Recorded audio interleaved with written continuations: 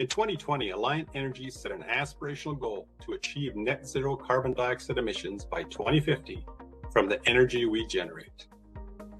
In January of 2020, APS set a bold goal to provide 100% clean, carbon-free electricity to our customers by the year 2050. This goal includes an interim target to achieve a resource mix that's 65% clean, with 45% of our portfolio coming from renewable energy by the year 2030. Consumers Energy is committed to achieving net zero methane emissions by 2030 and net zero carbon emissions by 2040. CenterPoint Energy is committed to reducing our emissions attributable to natural gas usage within the residential and commercial sectors by 20 to 30% by 2040. CenterPoint Energy is committed to a 70% reduction in operational emissions by 2035. Dominion Energy is working hard to achieve net zero greenhouse gas emissions across all our electric and gas operations by 2050. NiSource has committed to a 90% reduction in greenhouse gas emissions by 2030 and a complete elimination of coal-fired generation by 2028. The New York Power Authority is committed to helping New York State achieve 100% zero-emission electricity by 2040. I'm Jeff Burleson, Senior Vice President of Environmental and System Planning for Southern Company. Back in 2020, Southern Company committed to a goal of achieving net zero greenhouse gas emissions by the year 2050.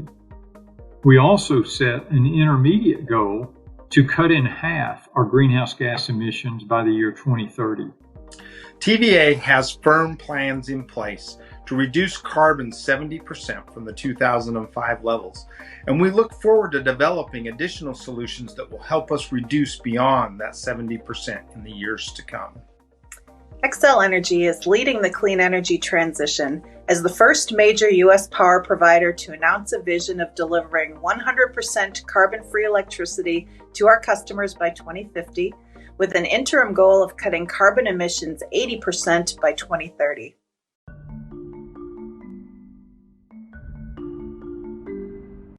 To build a better tomorrow, we're making a bold new energy commitment to reach net zero carbon, all while keeping the energy you depend on reliable and affordable. We're Duke Energy, and we're building a smarter energy future for you. Imagine a world with 100% clean energy. We are. That's why we're committed to 100% carbon-free electricity by 2050. To reach our vision, we will eliminate the use of coal, add more solar with storage to harness Arizona's sunshine, and continue to invest in vital carbon-free resources. It's a bold vision that will take all of us to achieve. Together, we can create a clean energy future. At Xcel Energy, we're building a future powered by clean energy. As a national leader in wind energy for more than a decade, we've made big strides in transitioning to clean energy, cutting our carbon emissions by 51% so far.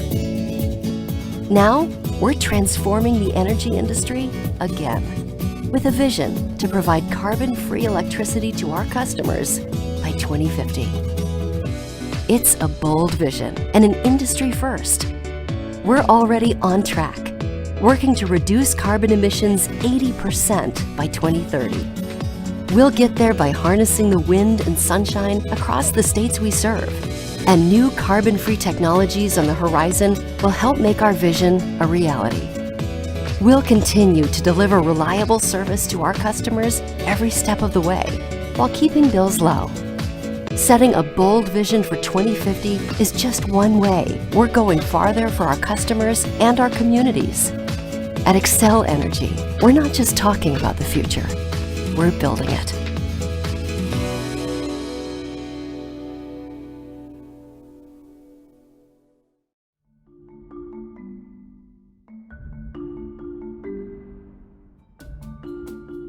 In 2020, Alliant Energy set an aspirational goal to achieve net zero carbon dioxide emissions by 2050 from the energy we generate.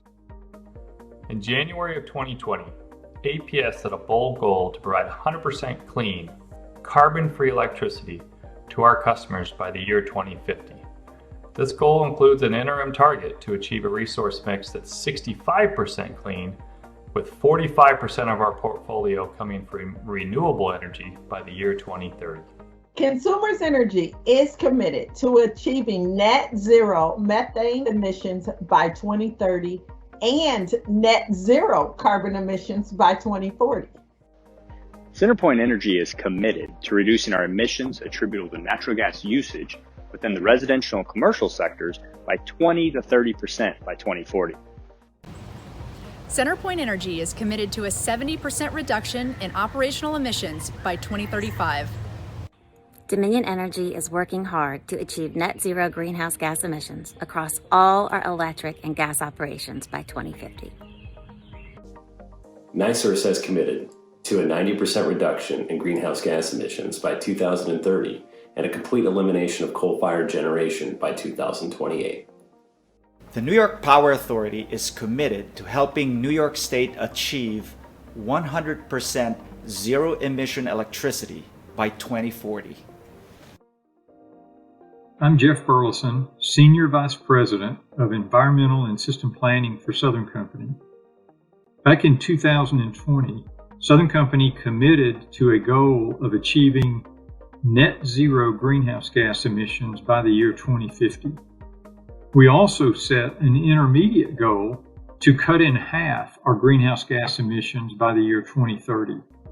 TVA has firm plans in place to reduce carbon 70% from the 2005 levels, and we look forward to developing additional solutions that will help us reduce beyond that 70% in the years to come. Xcel Energy is leading the clean energy transition as the first major U.S. power provider to announce a vision of delivering 100% carbon-free electricity to our customers by 2050, with an interim goal of cutting carbon emissions 80% by 2030.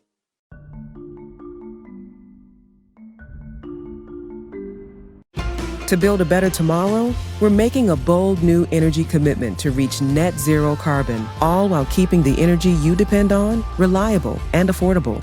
We're Duke Energy, and we're building a smarter energy future for you. Imagine a world with 100% clean energy. We are. That's why we're committed to 100% carbon-free electricity by 2050. To reach our vision, we will eliminate the use of coal, add more solar with storage to harness Arizona's sunshine, and continue to invest in vital carbon-free resources. It's a bold vision that will take all of us to achieve.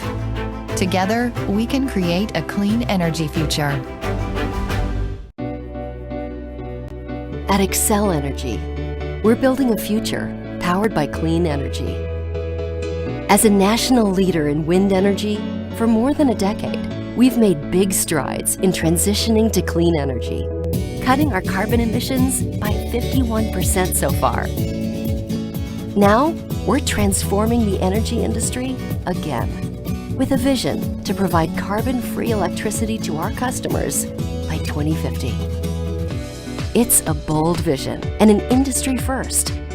We're already on track, working to reduce carbon emissions 80% by 2030. We'll get there by harnessing the wind and sunshine across the states we serve. And new carbon-free technologies on the horizon will help make our vision a reality. We'll continue to deliver reliable service to our customers every step of the way, while keeping bills low. Setting a bold vision for 2050 is just one way we're going farther for our customers and our communities. At Xcel Energy, we're not just talking about the future, we're building it.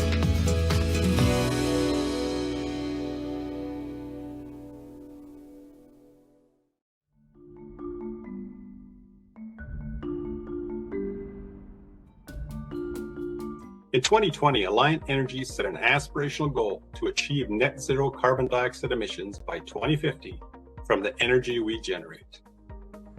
In January of 2020, APS set a bold goal to provide 100% clean, carbon-free electricity to our customers by the year 2050.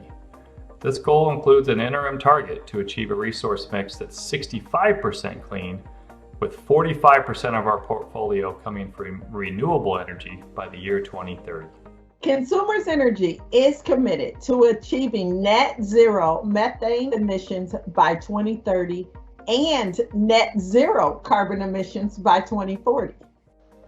CenterPoint Energy is committed to reducing our emissions attributable to natural gas usage within the residential and commercial sectors by 20 to 30% by 2040.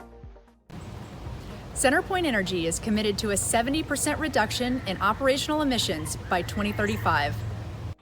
Dominion Energy is working hard to achieve net zero greenhouse gas emissions across all our electric and gas operations by 2050. NiSource has committed to a 90% reduction in greenhouse gas emissions by 2030 and a complete elimination of coal-fired generation by 2028. The New York Power Authority is committed to helping New York State achieve 100% zero-emission electricity by 2040. I'm Jeff Burleson, Senior Vice President of Environmental and System Planning for Southern Company. Back in 2020, Southern Company committed to a goal of achieving net zero greenhouse gas emissions by the year 2050. We also set an intermediate goal to cut in half our greenhouse gas emissions by the year 2030. TVA has firm plans in place to reduce carbon 70% from the 2005 levels, and we look forward to developing additional solutions that will help us reduce beyond that 70% in the years to come. Xcel Energy is leading the clean energy transition as the first major U.S. power provider to announce a vision of delivering 100% carbon-free electricity to our customers by 2050, with an interim goal of cutting carbon emissions 80% by 2030.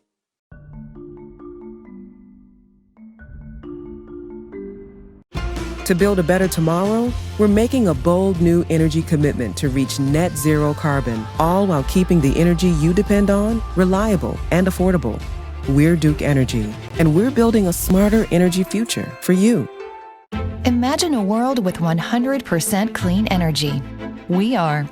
That's why we're committed to 100% carbon-free electricity by 2050.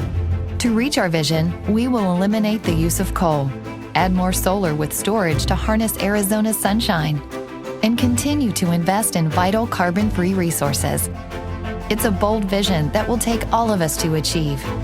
Together, we can create a clean energy future. At Xcel Energy, we're building a future powered by clean energy. As a national leader in wind energy for more than a decade, we've made big strides in transitioning to clean energy, cutting our carbon emissions by 51% so far. Now, we're transforming the energy industry again, with a vision to provide carbon-free electricity to our customers by 2050. It's a bold vision and an industry first. We're already on track, working to reduce carbon emissions 80% by 2030. We'll get there by harnessing the wind and sunshine across the states we serve. And new carbon-free technologies on the horizon will help make our vision a reality. We'll continue to deliver reliable service to our customers every step of the way, while keeping bills low. Setting a bold vision for 2050 is just one way we're going farther for our customers and our communities. At Xcel Energy, we're not just talking about the future, we're building it.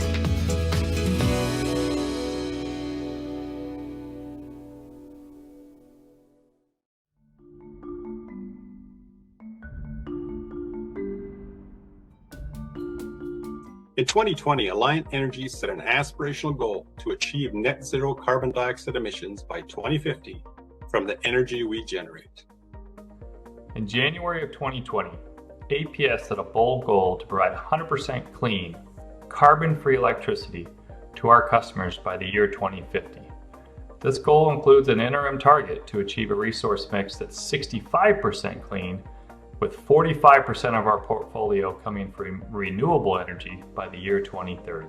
Consumers Energy is committed to achieving net zero methane emissions by 2030.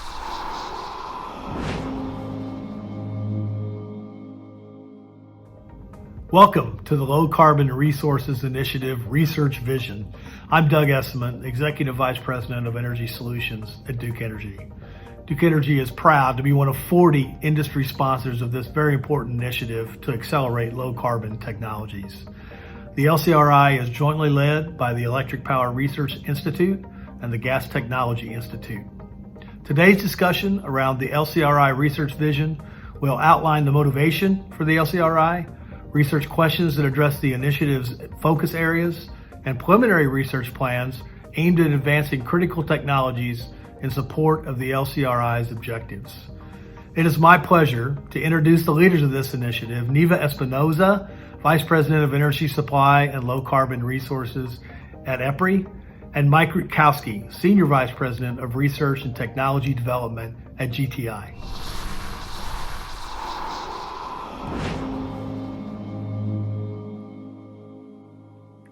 Hello, and welcome to the Low Carbon Resources Initiative Research Vision. This initiative is a 5-year effort between the Electric Power Research Institute and the Gas Technology Institute to accelerate and deploy low carbon resources and technologies that will be needed to achieve the last carbon mile in deep decarbonization. The LCRI vision lays out 8 areas where research and development will be focused as part of the unique collaboration, taking a value chain approach to achieve a low carbon future. Today's event will highlight the importance of industry collaboration, explore global perspectives, and provide insight from numerous industry executives across their low carbon targets. As we get started, please note on the right side of your screen is a panel for questions and answers, sharing your ideas, and poll questions we'll be asking throughout the event today. To access this feature, please enter your name and email address if you don't see it being live. We welcome you to join the conversation via social media as well, while using our hashtag #LowCarbonLCRI. We'd like to hear from you, so please feel free to comment as we go along. It's my pleasure to now introduce Mike Rutkowski, Senior Vice President, Research and Development at the Gas Technology Institute, for more on LCRI's collaborative approach. Thank you, Neva. This is an exciting day for LCRI, with the culmination of more than a year of work between our 2 organizations and hundreds of technical experts across the electric and gas industries to identify the most important areas to focus our research. When LCRI was formally introduced in August of last year, there were 14 sponsors. We now have 40 sponsors, and in February surpassed our initial funding goal of $100 million. As premier research and development organizations, EPRI and GTI bring unique perspectives and scientific credibility to the discussions around low carbon resources and how to meet those ambitious targets being set around the world. Over the last year, we've collaborated with hundreds of industry stakeholders to identify the research areas that represent the greatest opportunities for the electric and gas industry to commercialize and deploy low carbon energy carriers and fuels, as well as the cross-cutting technologies needed to support their production, transport, storage, and utilization. Now I'll turn it back over to Neva to go over those areas. Thanks, Mike. To frame the rest of today's conversation, as well as tomorrow, we'd like to share with you the 8 areas we've identified, which Mike and Christine Wiley will discuss a bit later in today's program. The LCRI Research Vision has taken a value chain approach looking across the production, delivery, storage, use, and integration of low carbon resources. This includes renewable fuels, hydrocarbon-based processes, electrolytic processes, delivery and storage, power generation, transportation, industry and building applications, safety and environmental aspects, as well as the integrated energy system analysis work. You can view the vision live at lcri-vision.epri.com. The research vision reflects global participation and collaboration and identifies the areas where the initiative can be most impactful to support achieving mid-century decarbonization goals. The LCRI's value chain approach acknowledges the importance of understanding the integration of new technologies, interdependencies of a complex energy ecosystem, and various pathways that support the transition to a decarbonized future. You'll hear today from many of our sponsors who are central to this effort being successful. We'll hear about the goals they've set for their organization and how LCRI is an important aspect of reaching those targets. To kick us off, here is Mandy Tornabeen from Dominion Energy.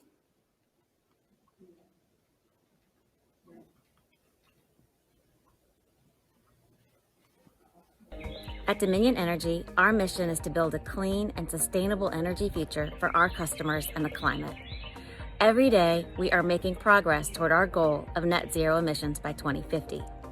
It's an ambitious goal, but we are determined to succeed.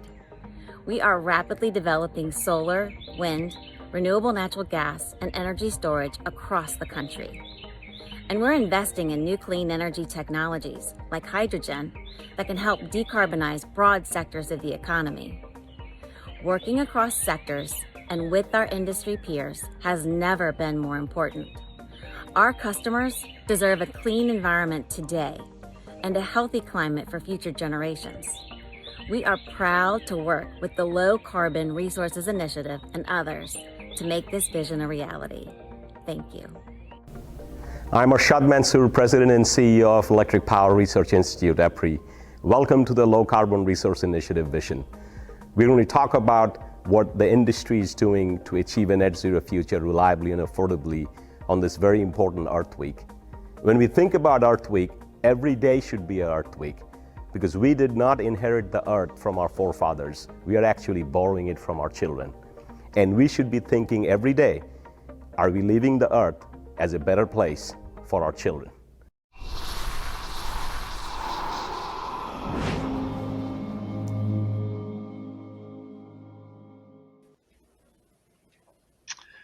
Thank you, Mandy and Arshad.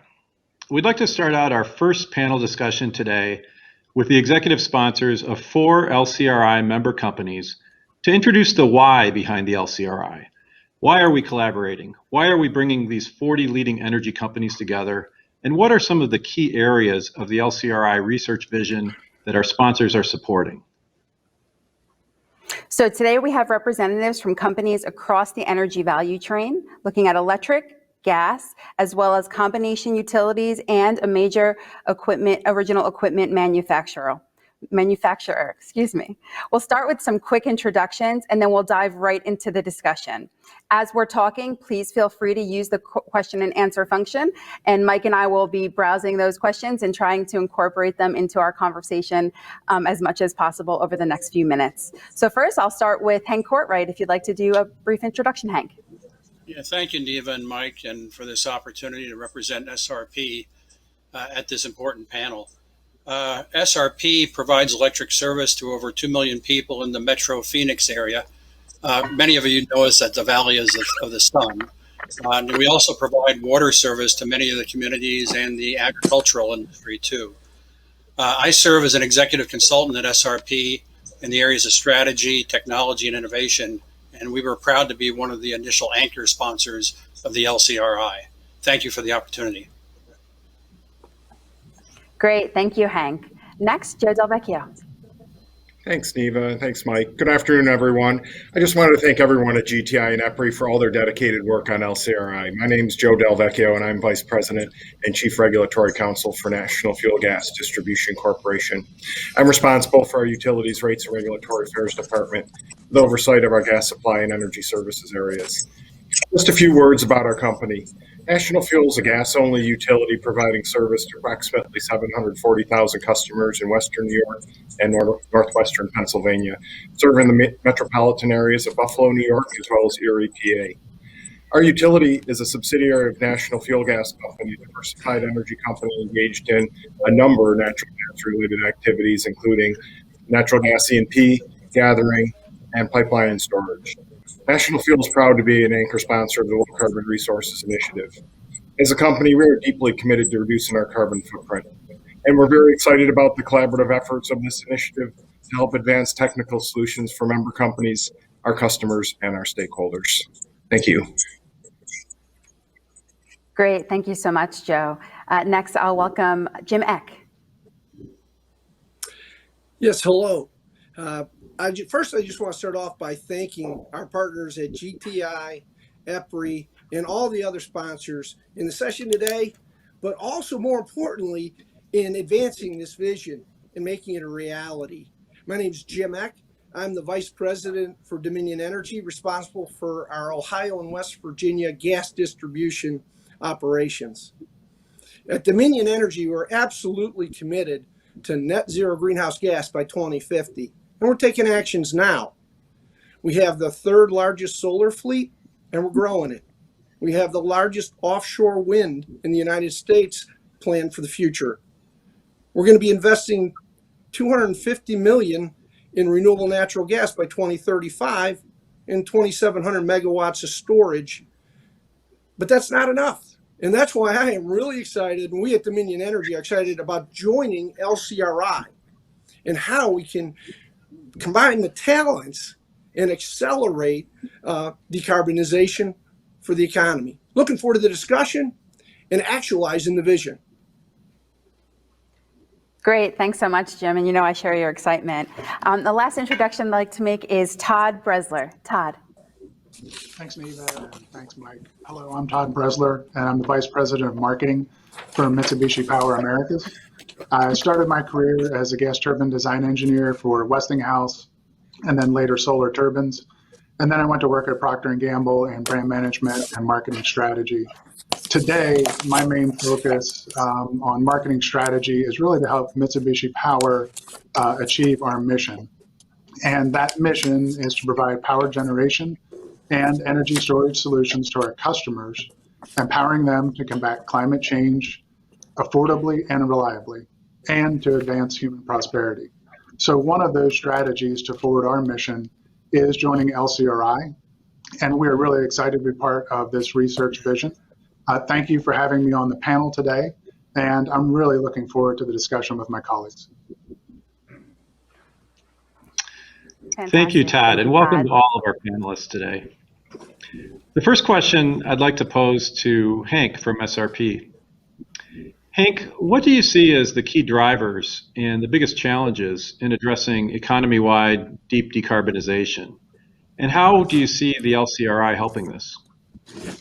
Well, Mike, I think the number one driver for economy-wide deep decarbonization is the growing understanding of the need to address climate change impacts by achieving net zero carbon emissions by mid-century. The pace of change required to achieve that goal within those 3 decades is quite significant. And however, I think I've heard the conversation starting to change around that driver of not being can we, but becoming more of when can we make those changes. And I think the largest challenge that we're facing, which is also an opportunity in many ways, is the interdependency between the various sectors of the economy. If we're doing this economy-wide, these interdependencies drive the need for solutions across the economy, joint solutions, in order to be able to get to that mid-century target that we want to. So let's talk a little bit about these interdependencies. First, it's important to understand that carbon is spread across the entire economy and all the different sectors. And taking a rather simple view of the carbon emissions in the United States, if you look at it, it's about 1/3 from the power industry, about 1/3 from the transportation sector, and roughly about 1/3 from buildings and industry. So it's very clear from that distribution of carbon emissions that we can't solve this economy-wide if we only have 1 or 2 sectors achieving their goals. And second, I think the pathways going forward for the low carbon futures are also very interdependent. If you look at the need for clean electricity, we can get a lot through renewable energy, solar, wind, will be a big part of the transformation to clean electricity. But currently in the industry, and we'll need some type of replacement fuel, either hydrogen or some type of other low energy or low carbon carrier to achieve those targets. Clean transportation. This is primarily driven by petroleum. And the electrification will help us in getting electric vehicles in place as a carbon reduction effort. But it can only be successful if the electricity sector becomes low carbon. And for larger vehicles, trucks, trains, ships, and maybe even planes, we need that low carbon energy carrier, such as hydrogen, going forward. And last, looking at building and homes, clean energy is going to be, this is one of the toughest segments, I think, to achieve a net zero target. Mostly due to the age of the stock, the turnover of the stock, and the ability to monitor or modernize the building stock. And major industries will require not only electrification, but also fuels, different fuels again, to get to a low carbon position. So I think the collaboration between the Electric Power Research Institute and the Gas Technology Institute is critical to bring together all the experts, not only with the two institutes, but also the multiple companies that we're working with and working with government to work together to solve this challenge. I think interdependent challenges require systems thinking and systems solutions. So I think LCRI is critical. I think our connection with the government effort and working with DOE and others, and also governments around the world and their energy programs, is going to be necessary to solve these interdependency challenges that we face. I'd just like to mention two other important areas, I think. One is energy efficiency. I began my career at PPL and spent many years at EPRI working on energy efficiency. We need to remember that every kilowatt hour, every BTU saved is a carbon emissions avoided. So it's a fundamental component of solving this challenge. And second, we also need to think carefully about the environmental justice issues, that this transformation has to be across the economy, has to involve everybody in order to get to this net zero target that we're talking about by mid-century. But we cannot forget that through this transformation, we may leave some people behind. And those people who cannot afford to buy an EV or can't afford to modernize their home. So we need to think in our total solutions how to address these social issues, not only just the technology issues. So thank you all for the opportunity to participate in this panel. And I commend EPRI and GTI for bringing together this effort on a broad initiative. Absolutely. Thank you so much, Hank. And I think you really did a great job framing up some of the challenges to get there. And one of the things you started your conversation around was the pace of change and how significant that really is. So with that, Joe, I'd like to transition to you. I know New York State has set a lot of very specific clean energy goals. You know, some focus 100% zero emissions from electricity by 2040, 70% renewable energy by 2030, but really an economy-wide look as well, 85% greenhouse gas reduction by 2050. So what do you see as being some of the core needs and the key elements that are coming out of the LCRI vision that can really support you as you are developing strategies to meet some of those goals? Yeah, thanks, Neva. Yeah, you're right. You really nailed the New York Climate Leadership and Community Protection Act. It was passed in 2019, and you know, one of the most ambitious in the nation. And you know, as we're looking at moving forward, we're fully committed to achieving those targets through the low carbon, resilient and reliable energy delivery system. And you know, we want to make sure it benefits and protects our customers and stakeholders. So we've been developing a strategy to meet those goals. And just last month, we announced the publication of our utilities pathway to a low carbon future. And that pathway charts a comprehensive approach for our New York utility business to achieve the emission reduction targets outlined in the Climate Act, and incorporates the findings of a study performed by Guidehouse for us. Guidehouse is an independent consulting firm. And in short, our pathway outlines a four-pillar approach to achieving New York's climate goals in a way that we believe ensures safe, reliable, and resilient energy delivery system. And for those that are interested, there are links to our company's pathway along with the Guidehouse study on National Fuel's corporate website under the reports tab. So we really believe the vision of LCRI aligns very well with our corporate approach to decarbonization. Our pathway is focusing on an all of the above carbon reduction approach, which preserves reliability and resiliency by doubling down, just on what Hank said, on energy efficiency. That is core. And embracing a broad range of technologies and solutions, including low carbon options like renewable natural gas, hydrogen, hybrid heating systems, and carbon capture and storage technologies. And many of these technologies are the focus of the LCRI research portfolio. So as a company, we're very eager to see these research concepts being developed, demonstrated in the field, and putting them to good use, reducing emissions. So you're drilling into our company's low carbon pathway just in a bit more detail. It's really built on the 4 pillars: energy efficiency, reducing utility system emissions, decarbonizing our energy sources, and leveraging our existing utility infrastructure. And as far as energy efficiency, we believe this really, it's overlying all of the LCRI technical areas as opportunities exist in transportation, buildings, industry. And to have effective low carbon solutions, again, echoing the comments earlier, the fundamental use of energy simply needs to be more efficient. And to further reduce our customer emissions, we're evaluating hydrogen and low carbon solutions.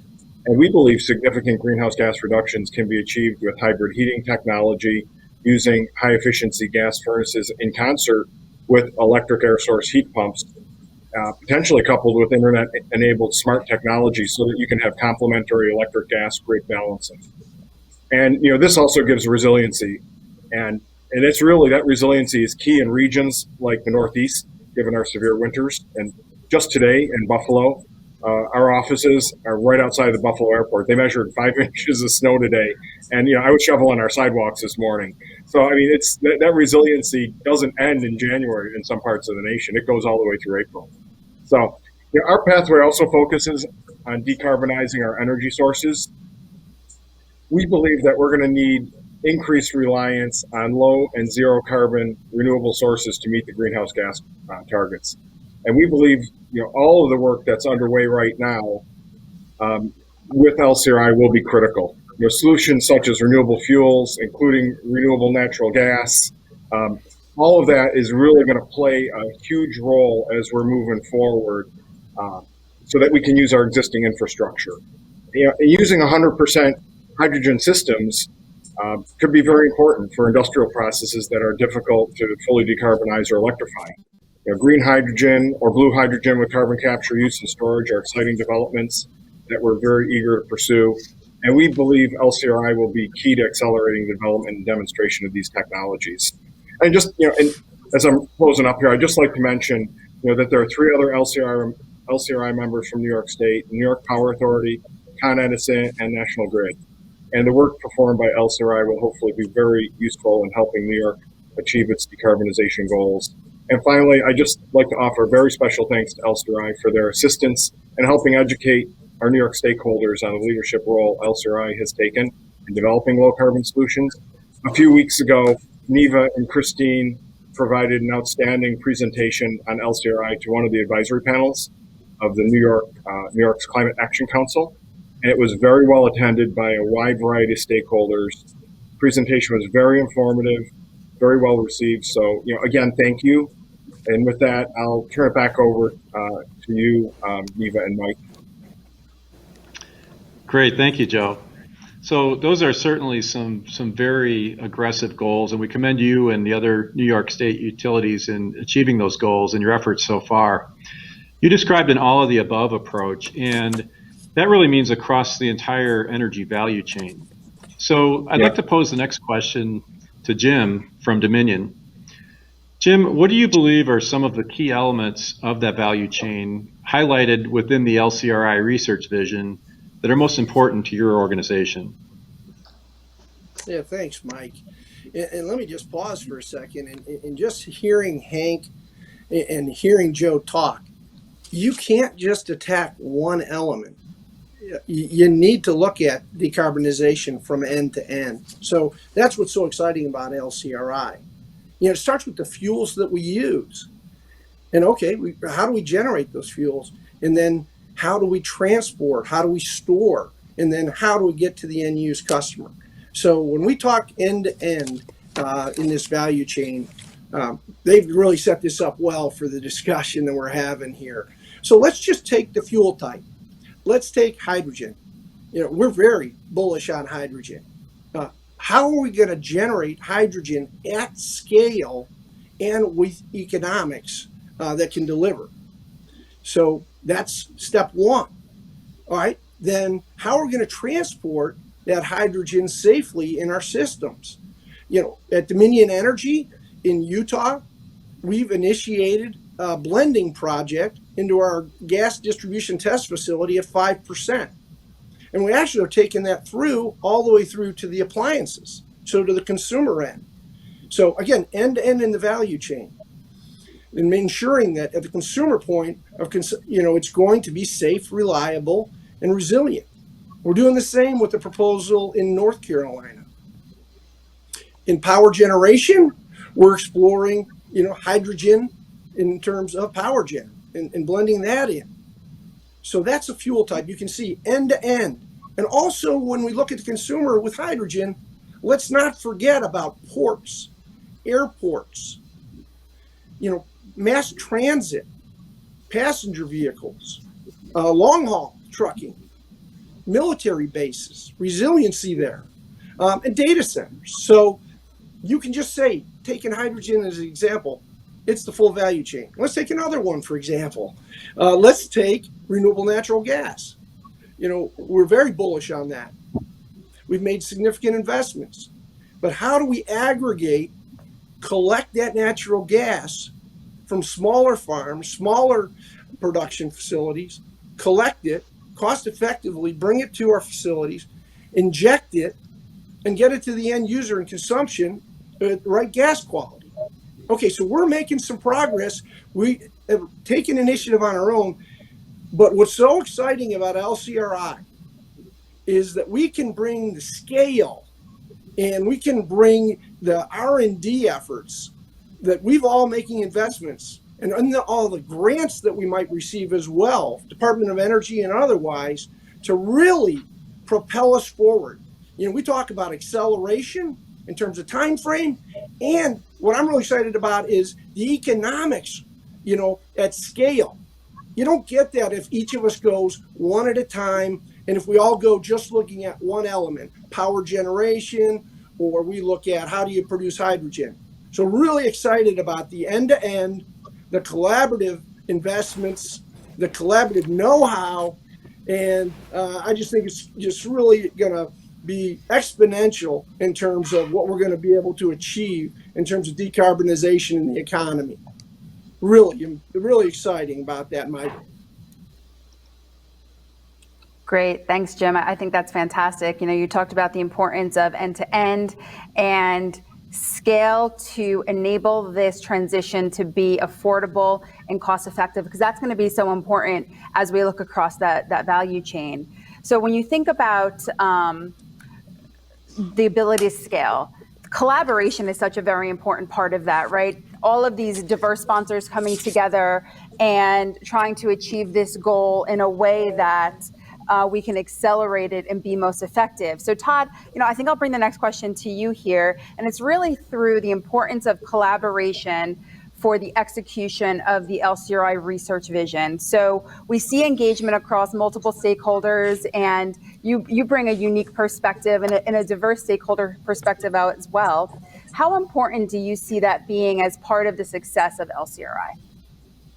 Yeah, thanks, Neva. I think stakeholder engagement is critical across the entire vision, but I'm going to focus just specifically on energy storage and a little bit on hydrogen. I think all the panelists have mentioned energy storage and green hydrogen. We certainly feel it's a critical enabler of decarbonization. It's something everyone's trying to figure out. We all know that the world is very interconnected, and so we're going to have to make sure that we talk to all the stakeholders. Energy storage in itself is complicated, right? You've got short duration energy storage, which batteries usually fill. You've got kind of intermediate duration, and you've got a bunch of technologies able to do that.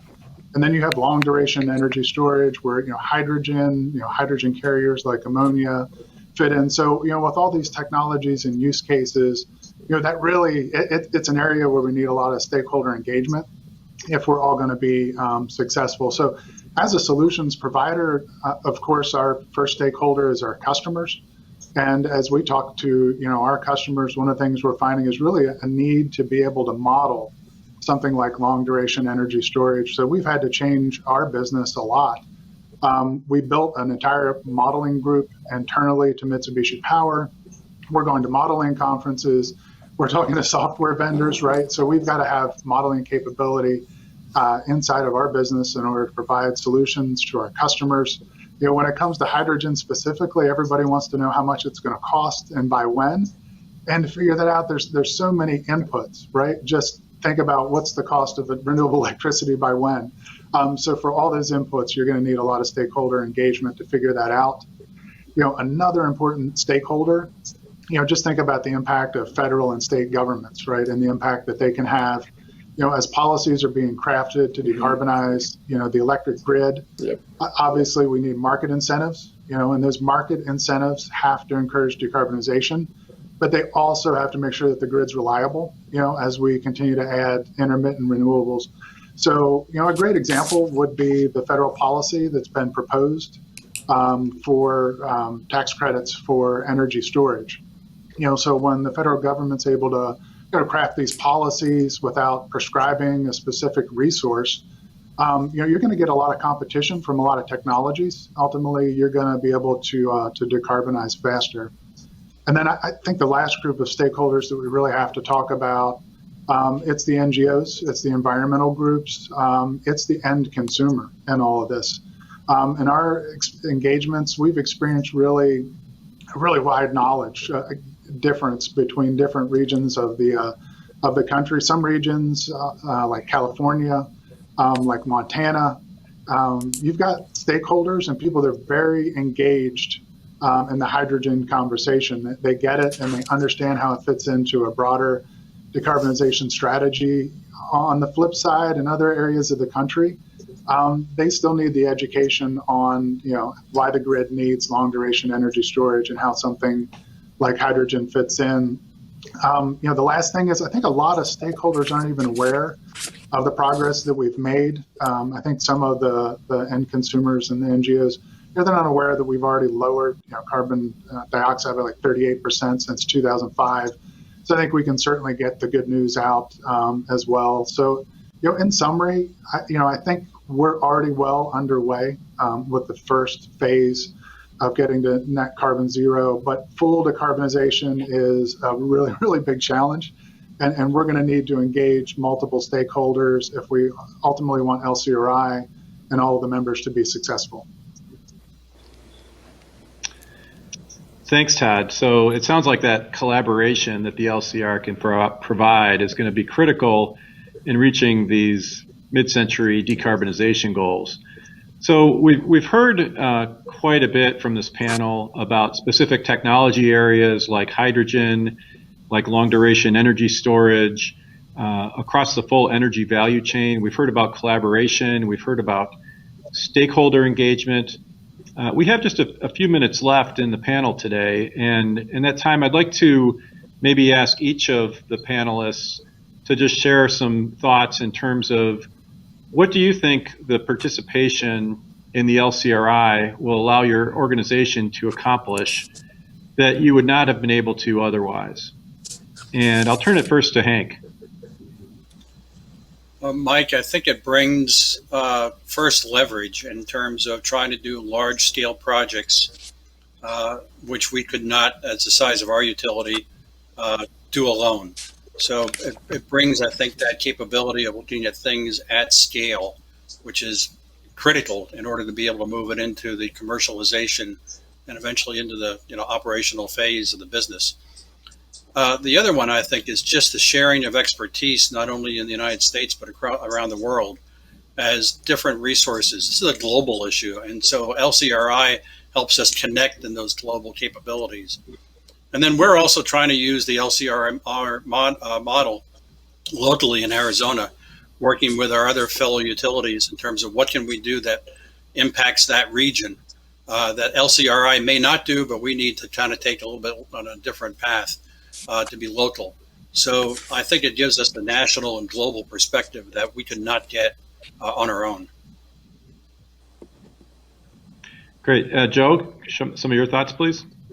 Yeah, thanks, Mike. I'll echo a lot of what Hank said. When you step back and look at, the broader energy complex, there's just so many really interesting concepts being developed and researched. And for, a gas-only utility, this really opens up a lot of doors for us on connections throughout, on the power side of things and how maybe our different systems can work in a complementary fashion.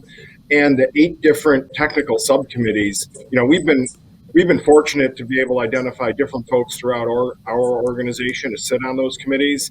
And it's just been remarkably helpful in sharing concepts and ideas and, really kind of helping generate kind of the innovative thoughts within our company and being unable to use LCRI as a resource. Like I said, having Eva and Christine actually present to, many of the different stakeholders, environmental groups, social, environmental justice folks, and letting them have that one-on-one conversation, I think is really, really valuable, especially in areas where we're doing business.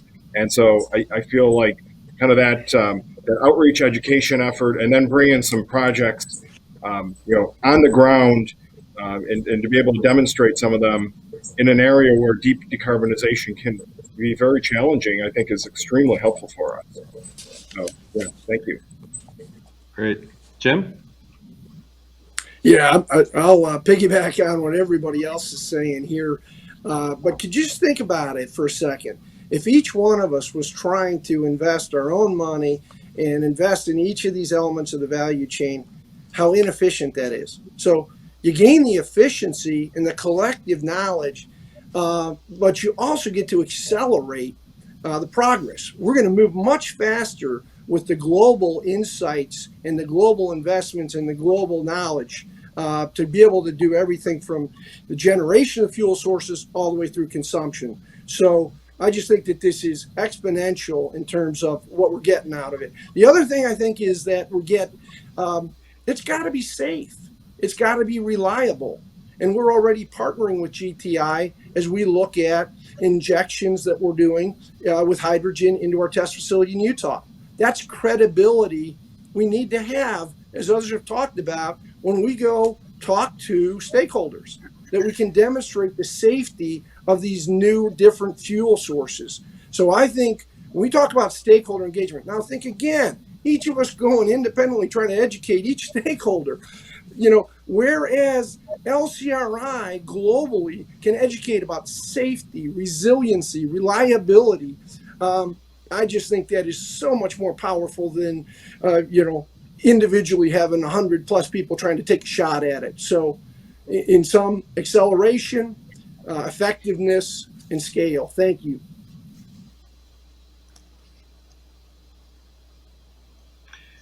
Great. And Todd, just your final thoughts? Yeah, I think as a solutions provider, and an OEM, it's a really unique opportunity. We have thousands of employees, all over the globe. We have super smart engineers. We have great experts at manufacturing. And so the ability to be, in a group like the LCRI, that helps us understand our customers' needs, right? We're ultimately here to serve the needs of our customers. It's a lot easier to have a group like the LCRI where you can talk to everybody and really get aligned at the strategic level.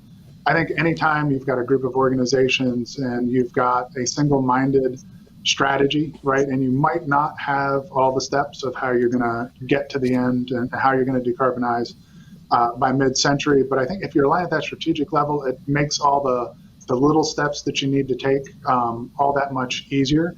And then I think also, for us, we come up with a lot of solutions and a lot of ideas.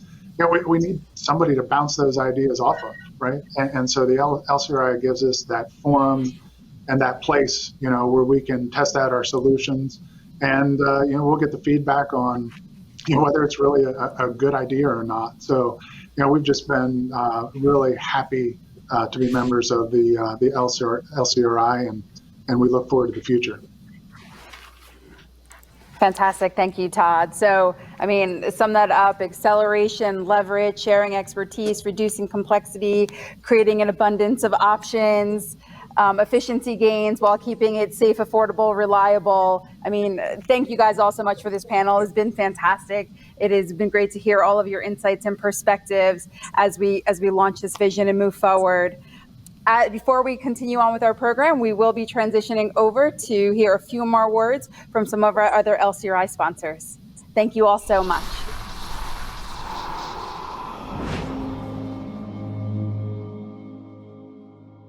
Hi, I'm David Carroll, GTI's President and CEO, and we're excited to partner with EPRI and all of you in tackling one of the biggest challenges of our time. Charles Darwin once said, "It is the long history of humankind and animal kind that those who have collaborated and improvised most effectively have thrived." And that's from someone who knew a thing about life, adaptation, and extinction. So let's collaborate, let's innovate, and together shape the future of our global energy system. Welcome to the EPRI studio here in Charlotte, North Carolina. With me today, I have Jeffrey Priest, who leads our Advanced Energy Technologies research at EPRI. Thank you, Neva. As you can see, we're socially distanced today, and all of our crew are wearing facial coverings in observance of safety protocols. As part of our program today, we've heard from a variety of stakeholders that have talked about the importance of low carbon resources as a complementary research and development pathway to enable economy-wide decarbonization by mid-century. I think part of what we see and what I think makes the LCRI so unique is the diversity of sponsorship that we've brought to the table, that we're getting input on in development of our research vision. And this diversity really enables the value chain approach that we're using to think about the role of technologies and solutions for an integrated energy ecosystem.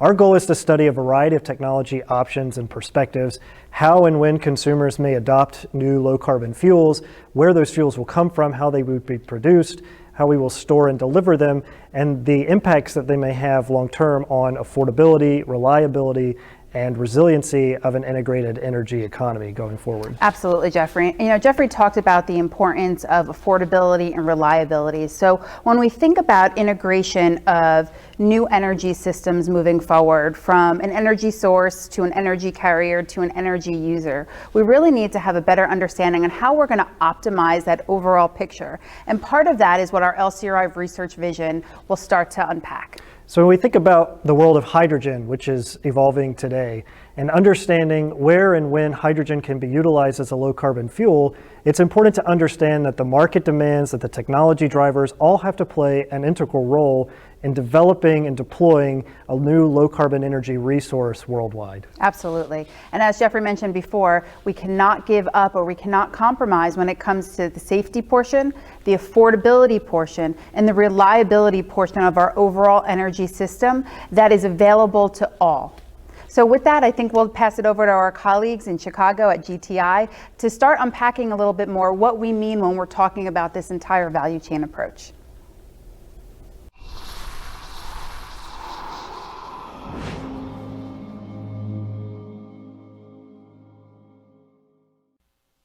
Thanks, Neva and Jeffrey. Welcome to our GTI studio in Chicago. I'm joined today by Christine Wiley, Executive Director of GTI's Hydrogen Technology Center, to discuss the preliminary research plans developed by the LCRI research teams in consultation with our sponsors and other research organizations, as well as through assessments of global activities and projects. Christine, thank you for joining us today. Happy to be here. We're so excited to share what we're doing with our research vision.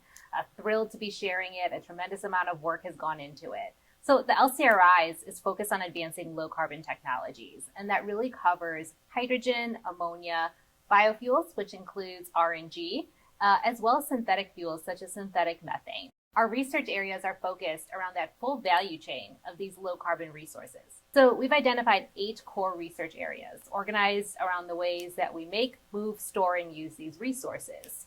So the first 3 areas are renewable fuels, hydrocarbon-based processes, and electrolytic processes, which all focus on the production of these low-carbon fuels, leveraging a multitude of feedstocks and conversion technologies. So Mike, maybe you can dive into a little bit more detail. Sure, Christine. Jeffrey touched on hydrogen, which is an area gaining a lot of momentum and really quickly evolving. Within the LCRI, we'll evaluate different ways to produce hydrogen, whether through using renewable electricity and improving electrolyzer technologies, or, for example, through emerging methane reforming technologies coupled with carbon capture. So when we think about the integration of these low carbon resources into our energy system, we need to have a reliable infrastructure in place to move this energy to the end user. So the next research area addresses the delivery and storage of these resources, whether we're repurposing existing infrastructure or building out new infrastructure to meet energy demand and really serve a variety of customers. So when we think about renewable natural gas and biofuels, they benefit from being compatible with existing gas and liquid infrastructure. But as we think about, alternate energy carriers such as hydrogen and ammonia, that's a little bit more challenging. So we need to understand how to best leverage our existing assets to transport these molecules safely and cost effectively to really a variety of end users. So maybe, Mike, you can touch on some of those end use sectors. Yeah, so the next two research areas focus on how we'll use these low carbon resources.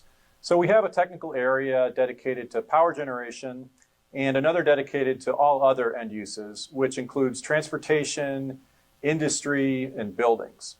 We need to develop low carbon technologies that can reduce emissions in all sectors of the economy, whether providing clean electricity or clean molecules for the thermal sector. And finally, we have two cross-cutting research areas. So that includes safety and environmental aspects, as well as an integrated energy systems analysis, which is going to model the integration of these low carbon resources and evaluate pathways to achieve net zero emissions. So we talk a lot about the optionality in achieving deep decarbonization, and we really feel that these 8 areas encompass the different pathways to achieving it. So through these 8 focus areas, we're targeting technologies that will be commercially deployed beyond 2030 to support this major energy transformation and are consistent with customer requirements while maintaining safe, affordable, reliable, and environmentally responsible standards. Our research projects will enable multiple options and pathways to achieve these ambitious climate goals. So as we transition now to a panel discussion on global perspectives on hydrogen, here's another message from an LCRI sponsor.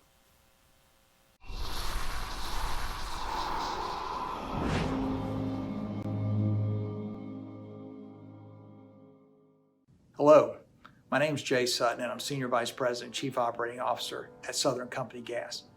Southern Company is proud to be an anchor sponsor of the Low Carbon Resource Initiative and to help shape the LCRI vision. And let me also say how personally excited I am to see EPRI and GTI coming together to address the need for economy-wide decarbonization. That is such an important collaboration. Southern Company, like many in our industry, has committed to achieving net zero greenhouse gas emissions by 2050. Both our natural gas and electric businesses are wholeheartedly tackling the challenge. At the same time, we're keeping a laser focus on providing customers with energy that is safe, reliable, and affordable. I believe this collaboration between EPRI, GTI, and so many diverse industry partners will bring truly groundbreaking solutions. LCRI will establish innovative pathways that will integrate existing infrastructure and assets to jumpstart the clean energy future. LCRI will also leverage new collaboration in research and development. There's value in both gas and electric sectors working together to deliver breakthroughs in low and no carbon technologies. And finally, LCRI gives both the electric and natural gas sectors the ability to stay in lockstep as we systematically focus on what's next.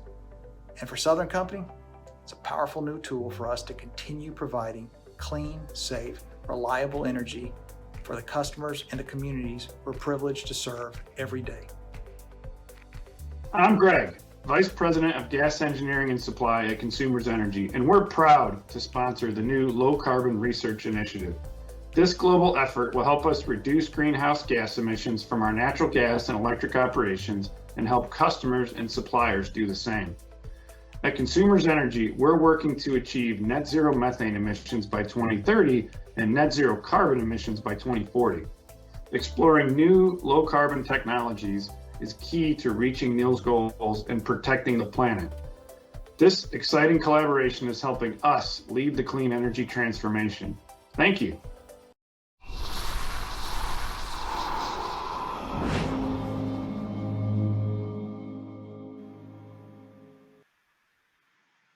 Greetings, everyone, and welcome to today's panel on the global perspectives on the LCRI vision. Today, we are joined by a very esteemed panel of global experts that have a global view on decarbonization, the policies, the technologies, and the current activities that are important as the energy sector seeks to decarbonize. Hello, my name is Mark Berry, and I am the moderator today. I currently serve as Vice President of Research and Development for Southern Company. I am so excited that you have chosen to be with us today. I am very hopeful that at the end of this session that you will have learned something new, been inspired to take action, and motivated to stay connected to the LCRI effort. Now, for me, I have 3 goals for today's panel. First of all, I want to hear what the global community thinks of LCRI. I want to get the panelists' inputs on where we might collaborate. And lastly, get advice and input from the panelists on where the LCRI collective needs to think about moving forward. Now, I did want to just take a few moments to take care of some housekeeping items up front. We will give the audience an opportunity to ask questions toward the end of the panel. So if you have a question, type it in. And if we get time, I will definitely make sure that I challenge our panelists with some of your great questions. I also want to encourage you to get on your favorite social media platform, type in pound low carbon LCRI so that you can share your views and opinions and what you think our panelists are saying to the LCRI community. Now, to get started, we need our panelists to present themselves. So we're going to go around, ask each panelist to give their name, organization, the focus of their organization, describe their role briefly with their organization, and lastly, I want each of them to give one word when they first heard of LCRI. Louise, I want to turn it over to you for introductions. Thanks, Mark. So I'm Louise Anderson, and I'm leading the electricity industry in the World Economic Forum, an international organization for public-private collaboration. And I'm also leading the Net Zero Industrial Initiative in the organization. So for me, the word that comes to mind is essential. Electricity and gas companies must absolutely work together at this moment in time in a coordinated way to find emission reduction solutions which will accelerate the path to a net zero integrated energy. Thanks. Louise, great word, essential, essential, essential. Awesome. Ilka, let's hear about you. Okay, thank you. So my name is Ilkka Hannula, and I work as a senior analyst at the IEA, where I'm leading the agency's analysis work in renewable energy technologies, having a special focus on low carbon fuels. And the one word that I would describe my first reaction, I guess, I would say necessary. Thanks. Ilko, thanks for that. Necessary for sure. Sunita, how about you introduce yourself? Yes, thank you, Mark. I'm the director for the Hydrogen and Fuel Cell Technologies Office at the U.S. Department of Energy. And thanks again for having me. We fund research, development, demonstration activities from DOE to industry, universities, labs, to de-risk technology, accelerate progress. And the one word that comes in is collaboration. Wow, great words, Anita, collaboration. We definitely need more of that in this space. So Daryl, you're our last panelist. I'd like to turn it over to you for you to introduce yourself. Good afternoon, Daryl Wilson, Executive Director of the Hydrogen Council. We're an international organization of industrial CEOs advocating for the adoption of hydrogen energy solutions. And my one word is outstanding. We need to see the silos fall and energy be seen on a holistic basis. And this is an outstanding point of progress. Wow, outstanding. That is a great word. Daryl, thank you so much for that. Now, our first question, we're going to ask each panelist to answer this question. Ilka, you're going to be up first. So, first question, how do the priorities of the research, LCRI research vision align with your organization's own research? Two-part question. And what are your organization's research priorities? Well, looking at the initiative, I see a lot of fuels. And here at the IEA, we have adopted what we call a all fuels and all technologies approach to the clean energy transition. So we see that a rich portfolio of technologies is needed so that we can achieve a low carbon system, but one that is also reliable and affordable. So the overall fuel demand will decline in the future, but at the same time, the residual fuel demand needs to be increasingly low carbon. So I think the initiative is well aligned with our sustainable development scenario, the SDS, as it sees a significant increase in low carbon fuels in the form of hydrogen, fuels derived from hydrogen, and of course, biofuels. Hopefully, also a good quantity of carbon negative fuels. Thank you. Thanks, Ilka. Sunita, so DOE is very big in this space. I'd love to hear about what DOE is doing. Sure. So I think there are several areas of interest, and maybe I'll just highlight a couple. And the first is R&D to get to low-cost hydrogen, clean hydrogen. So we have targets, which again are very application-driven to be competitive, sustainably, depending on the end use. So our target is $2 per kilogram for clean hydrogen production. So for example, electrolysis. But in the long term, we really have to meet $1 per to enable those cost reductions, also efficiency improvements, durability. And then we also fund R&D on the fuel cell side, for instance, and a number of technologies, infrastructure, delivery, storage, tanks, and so forth. But the first I would say is R&D. And then the second is scale. So how do we enable scale?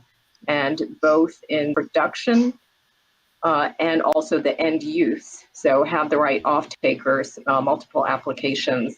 And then finally, the last I'll mention is the enabling areas. So for instance, the safety codes and standards, we fund a lot of activities in that space as well as development. And I wanted to congratulate EPRI in winning one of our awards on workforce development, specifically for hydrogen, and also acknowledge GTI has been very engaged as well. So I'll pause there.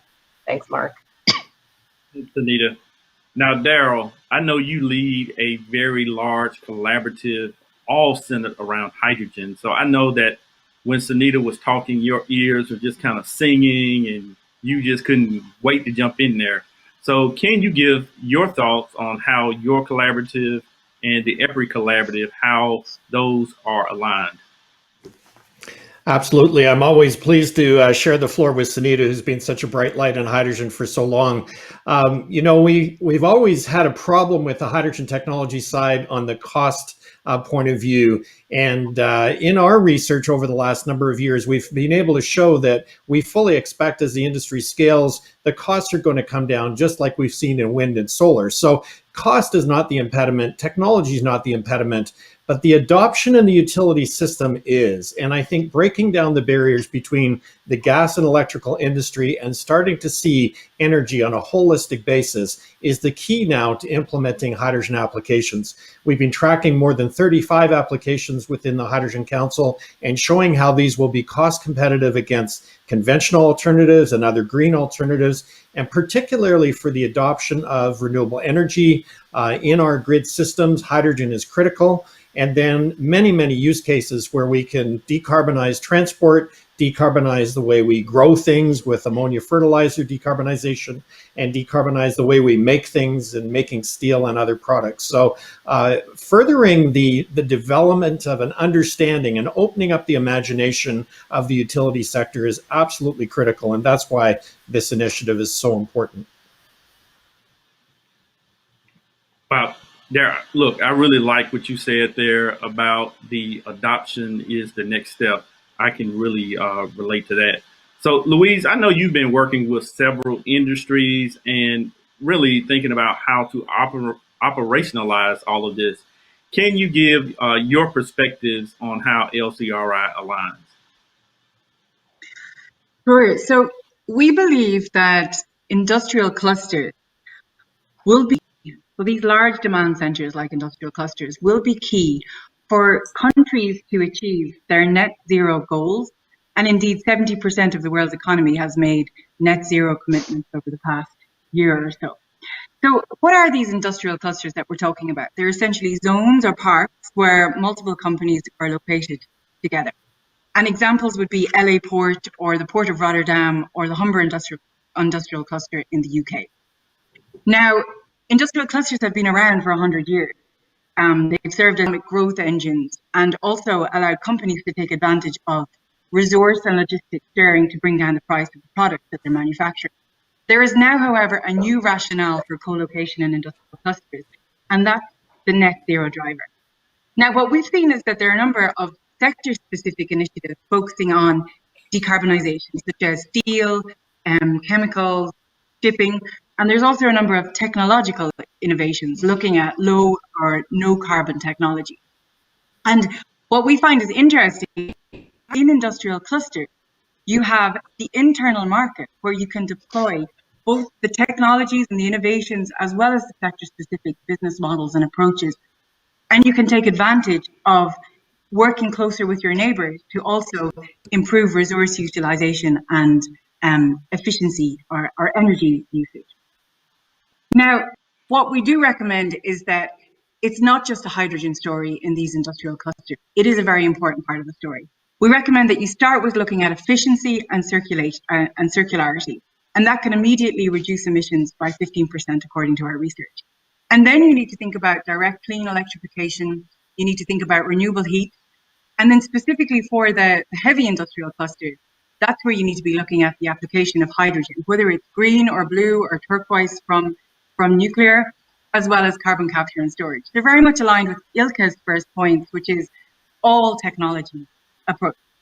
And so to finish, basically in industrial clusters, it's actually a huge business opportunity, as well as an opportunity for companies to work together and make and deliver on net zero commitments, which I believe is very much aligned with the vision of the LCRI initiative.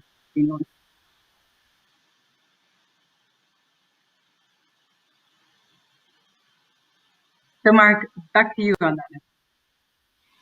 Yeah, Louise, thank you. You kind of broke up there at the end, but I do want to pull a string here. So I've heard, you, Daryl, you, Louise, talk about adoption and use.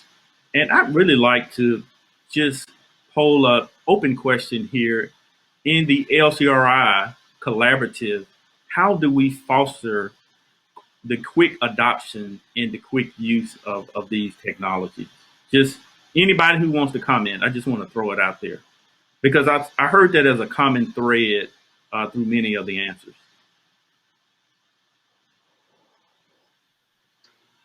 So, well, Mark, maybe I'll take Go ahead, Benita. Go ahead, Louise. I was just going to say that your industrial cluster approach, so basically co-locating large-scale production with off-takers, I think will be really critical because, as we try to incentivize different options for, let's say, policy, there's a lot of discussion on tax credits and so forth, just for the production piece. But I think your concept of the cluster and ensuring that there's also demand as we scale up production, and that will enable the infrastructure, the regional infrastructure is what I was going to mention.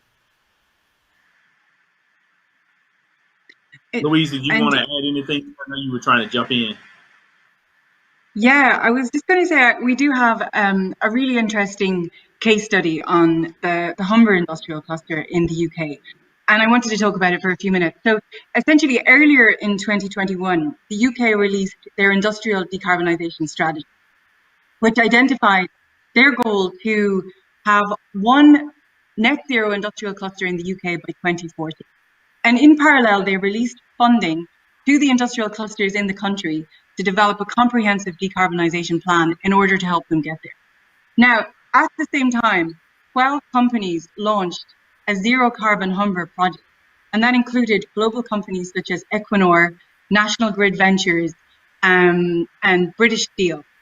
And they basically said, okay, we're going to come together and we're proposing to the government to give us £75 million in funding to kick off front-end engineering work to build this net zero industrial cluster in the Humber region. This was three-quarters finance sector involved in this project, so basically a public-private financing bid to the UK government, which was accepted a couple of weeks ago. Now, the way they're going to deliver this is through the development of a number of hydrogen production facilities, as well as a CCGT with carbon capture and storage ability, and low-carbon chemical and steel production plants.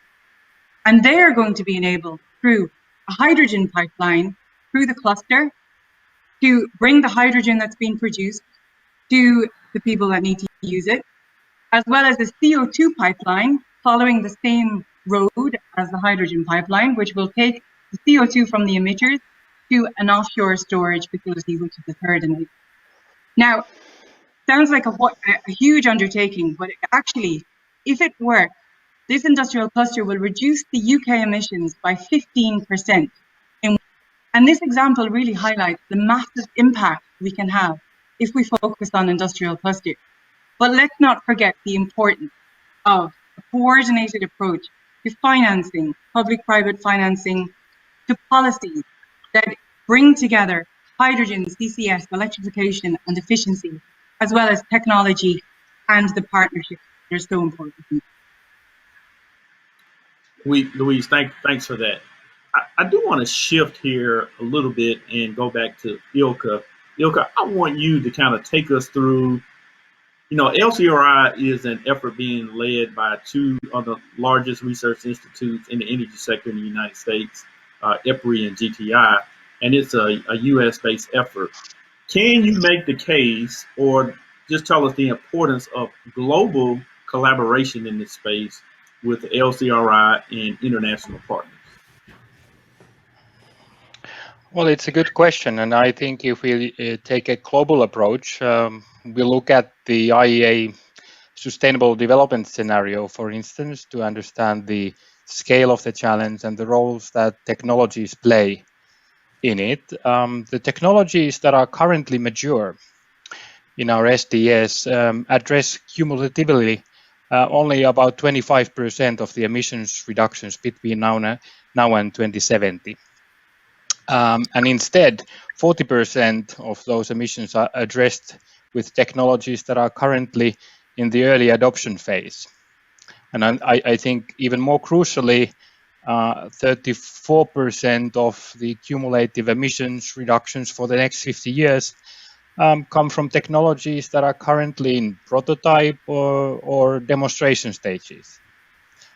So this means to me that there is an urgent need to accelerate innovation on a global scale, not only on basic research, but also on demonstration programs and building those first-of-a-kind commercial plants, and hopefully a portfolio of commercial scale plants so that we can start learning from them in relevant scale and to see which options are more promising going forward.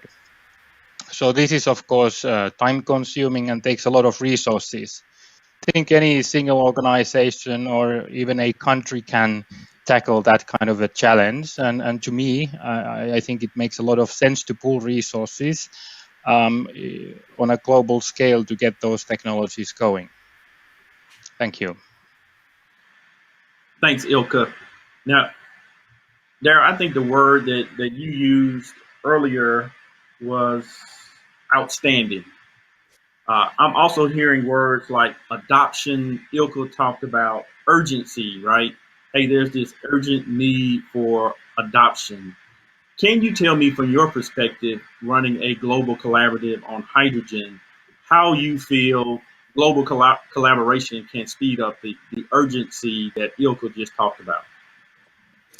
You know, Mark, there's a lot we need to get done in a hurry, and that means that we all need to be doing our part. And I think this collaboration between EPRI and the GTI is a tremendous learning laboratory that's uniquely fitting for the US. I was sharing the observation with Neva at EPRI just a couple of weeks ago, how the electrical grid in the US is integrated in a way and then overseen with EPRI's insight in a very unique way that is not common elsewhere in the world, and similarly a very high degree of common understanding and shared coordination on the gas grid side. So when we start to talk about bringing these systems together and understanding how they interact, and a lot of good modeling work that's done, for example, on both of these organizations, I think this collaboration has a lot to bring to the world as a learning laboratory about how we work the scenarios of the future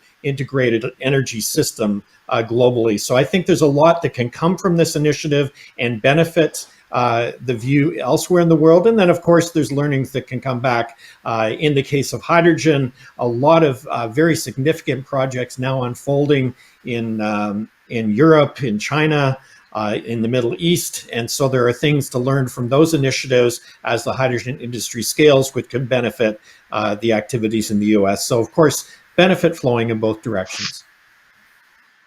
Wow. Thanks for that. Sunita, so we've just heard two of our international panelists talk about what's going on the global scale. Can you just kind of bring it home and kind of connect collaboration between private partnerships like LCRI, other industries, maybe even oil and gas and DOE, and how we can more urgently, through collaboration, move these technologies into the marketplace? Sure, Mark. And I think maybe one thing I'll mention is the importance of collaborations within collaborations, because now we're seeing so much movement in hydrogen, a lot of new partnerships. And so we have some very established collaborations on the government side. Now we're seeing government and industry. I think that's a good point. Those public-private partnerships are really critical. And then from the US perspective, just as a reminder, we produce 10 million metric tons of hydrogen per year. That's about 1/7 of the global supply. And we see the potential for 2 to 4 times or even more economically competitive. There's even much more than that in terms of the technical potential. But real opportunity across sectors and applications. And then, of course, also the opportunity for export. And so I think there are a lot of synergies. So one example of collaboration with over 20 countries, we have a global partnership since 2003, international partnership on hydrogen and fuel cells in the economy. And we're looking at what can we do to facilitate international trade of hydrogen. So what's the actual greenhouse gas footprint, depending on how you produce the hydrogen? Importantly, what's the common analytical framework that various countries and companies could use to determine, what is the emissions of that hydrogen. So those are examples, harmonizing codes and standards, sharing information on policy, safety. Those are examples of the collaborations that we're already very engaged in on the government side with our international counterparts. So I think as we see these types of collaborations, and Daryl's a great example with the Hydrogen Council and Louise with WEF, we're seeing what we want to make sure we avoid is the overhype on hydrogen. I think we've all seen the various cycles over the decades.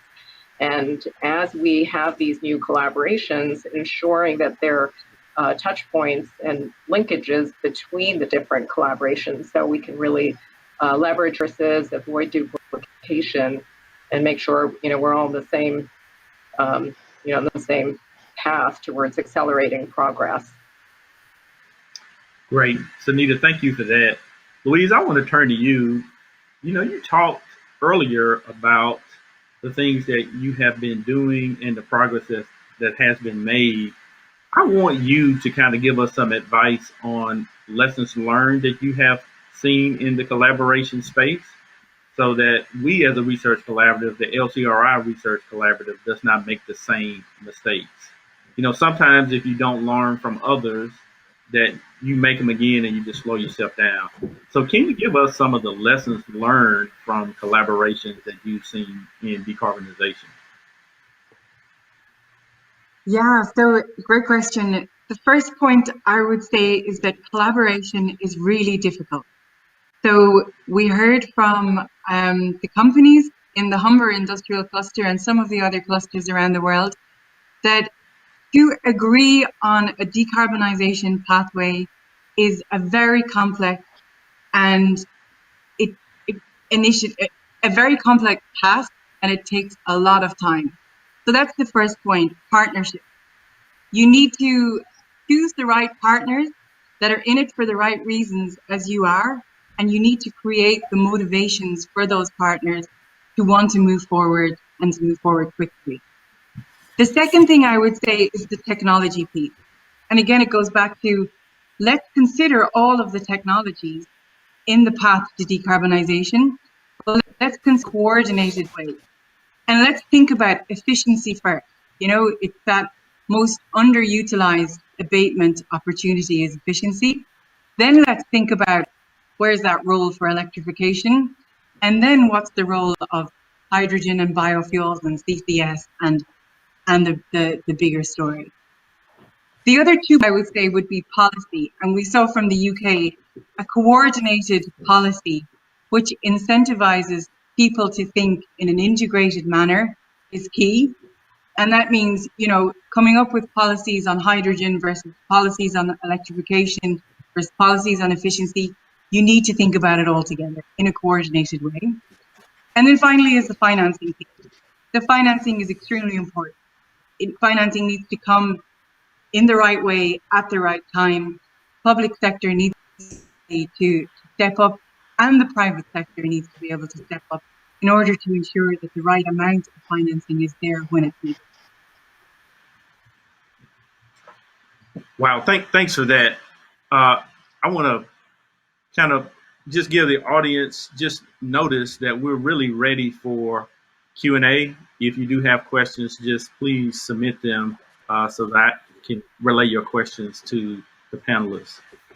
I do want to ask a very open-ended question about the excitement, or do you feel worldwide that there is building excitement around decarbonization? Is it different than what you've seen before? And are you encouraged or discouraged by that excitement? Ilka, I'll ask you to kind of jump in there first and give your thoughts. Well, thank you. So let's see what has happened during the last couple of years. So more than 100 countries have recently announced ambitious plans to reach net zero emissions by around mid-century. These include some of the world's largest economies like the European Union, China, France, Japan, Korea, the UK. The US has rejoined the Paris Agreement. Number of emerging economies have been accelerating their energy transitions. I think all of this has created an unprecedented policy momentum. I think this is the best possible kind of situation we can start, and I think it gives this kind of an feeling to me, an excitement that this time we are really going to do it, and we're going to take it seriously. And I think a number of important, psychologically important things will happen in the coming years. The IEA expects that the next year's renewables are forecast to supply 90% of new power capacity additions and to become the first source of electricity generation ahead of coal globally. But yesterday we also published our global energy review, which shows that the carbon emissions have rebounded now after the slump caused by the COVID. So, there's the momentum, but everything needs to still accelerate even faster to really drive the emissions down. Thanks for that comment. Daryl, what do you think? Is it excitement? Are we moving forward? Do you think we're moving fast enough? Give us your thoughts. In the hydrogen world, things have changed very dramatically. I've been working in the sector for 15 years and been part of many small, modest demonstration projects. But today, the Hydrogen Council is tracking more than 200 projects valued at 345 billion US dollars. That's unprecedented in history. And so while some folks reflect on this as another cycle of hype, actually, when you look into the details and you see the parties that are committing at very, very large scale to projects now throughout the world in Japan, Korea, in China, in the UK, in the European Union. There is real substance here and the real serious participation of companies and parties which indeed can scale the industry to levels like we've never seen before. So there's a sense of urgency, a sense of excitement, and absolutely a sense of reality and feet on the ground. I think there's now the stable policy signals from governments that this is a must do, and we all need to get busy. There's also significant funding commitments have been announced from countries like France and Germany in the range of 10 billion euros. So very serious commitment and lots to be excited about. Daryl, the only word that I can use from your comments is outstanding. I love it. I love it. Louise, what do you think? Are we moving quickly? What are we doing here? Are we getting excited? You know, I'm getting excited over here just listening to this panel. I want to see you getting excited as well. Maybe I'll be a little bit controversial. So last month at a meeting, an annual meeting of the gas companies in Europe, the Vice President of the European Commission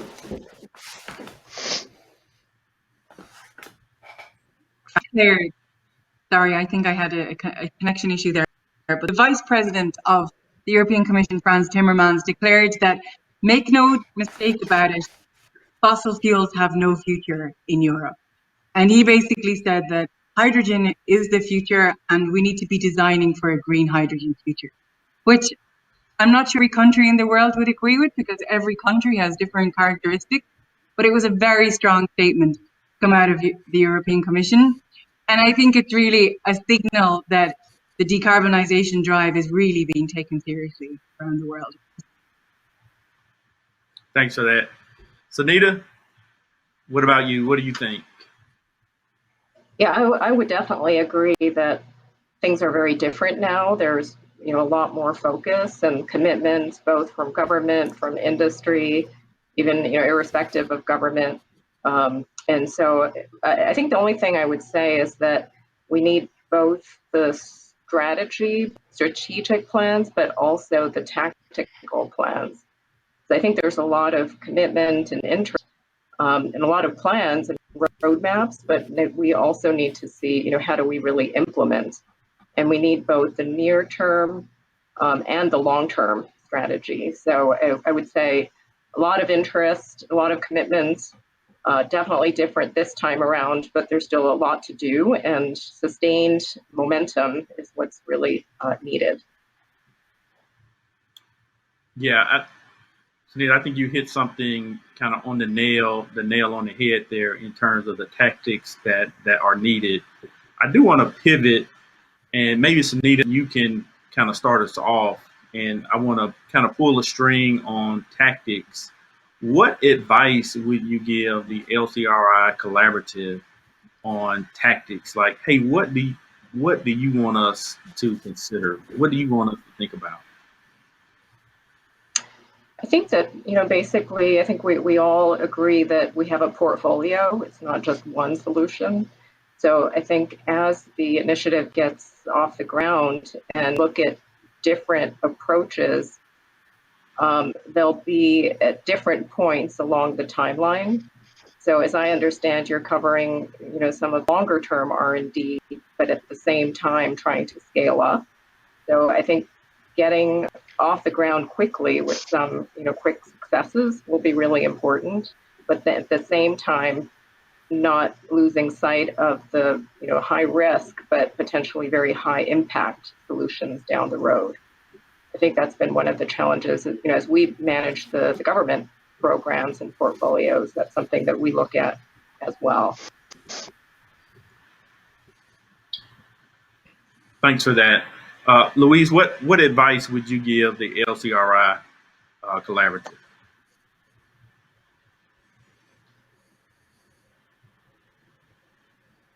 Oh, I think she may be frozen. Ilka, what about you? What advice would you give? Well, I would echo the need for having a portfolio of solutions to be resilient. But I think that we need portfolios also, not only in the lab, but also in the demonstration space and those crucial first-of-a-kind commercial plants. We need many types of them so that we can see what works and then double down on that. Thanks. Thanks, Ilka. Daryl, you're the sage here. Come on, tell us what advice you have for us. I think capitalizing on what you're already good at is a good piece of advice. So, the folks who work in the gas industry deeply understand energy storage because we have systems on the gas side which will store energy upwards for months. And so the whole mindset about storage is very rich on the gas side. And our friends in the electrical industry are just kind of waking up to the value of energy storage. And so if there's an exchange based on strength, there can be a lot of capitalizing on the learning and the strength of the other party. But that, of course, is going to require very open minds because these two solitudes of gas and electrical industry have very distinctive mindsets that are trapped in many, many years of history. So checking your blinders or your mindsets at the door and being open-minded to each other and learning from each other, I think is also key so that indeed you can share your strengths with each other and come up with brand new solutions that neither one of you would have thought of on your own. Thanks for that, Daryl. Well, look, this was a great panel. I had lots of fun moderating it and listening to the messages. I'll tell you, I learned something. I was definitely motivated and inspired, and I tell you, I'm going to stick around on this LCRI. I'm all in, and we're going to make it happen. I want to end just on this point. Look, we heard from Louise that this effort is essential. I believe that. Ilko says that it's necessary. I think you've heard the messages today that you would agree that it's necessary. Sunita, her word was collaboration, and we're only going to succeed if we collaborate. And Daryl, I love your word of the day. Outstanding, outstanding, outstanding. Thanks, everyone. I really appreciate your participation and the advice. All right, folks. Thanks so much. Thank you.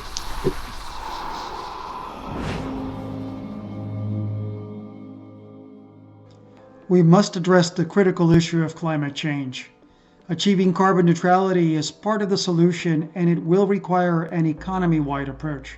We need advances in research and development and technology deployment. That is why we are so proud to work with the members of EPRI and GTI to create innovative, affordable solutions to help achieve carbon neutrality. As we move ahead with an economy-wide approach, we must ensure all customers benefit, including those in vulnerable communities. The most affordable pathways include a decarbonized electric grid and substantial electrification of the whole economy. I am confident we will get there, affordably and reliably, together. At NiSource, we're proud and excited to join LCRI. We're committed to providing customers with affordable and dependable and sustainable energy. And we're already taking important steps in our gas and electric businesses toward these goals. For example, we plan to replace all coal-fired electric generation with renewable energy by 2028. However, we recognize huge challenges are ahead, and that's exactly why we're excited about LCRI. This partnership will accelerate the development of technologies we need to provide the clean energy our customers and stakeholders want and the reliability and affordability they deserve. We look forward to the technologies LCRI will unlock as we move toward a sustainable future. Xcel Energy is leading the clean energy transition as the first major U.S. power provider to announce a vision of delivering 100% carbon-free electricity to our customers by 2050, with an interim goal of cutting carbon emissions 80% by 2030. It's an ambitious goal, but we're more than halfway there. We know we can hit our interim goal with today's technology. But in order to remove that last 20% of carbon from our system, we need new technology to develop. We joined the LCRI because we know that working together, we can create the solutions we need to achieve the carbon-free future we all want.